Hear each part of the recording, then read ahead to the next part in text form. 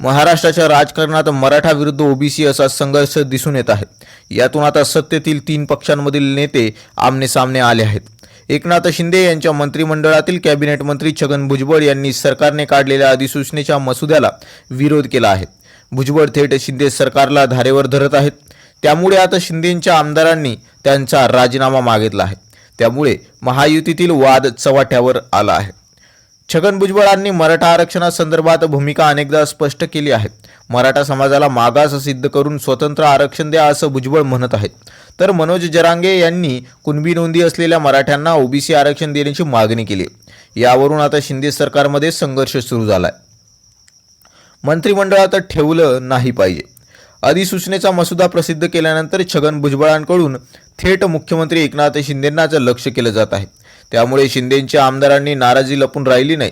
शिवसेना शिंदे आमदार संजय गायकवाड यांनी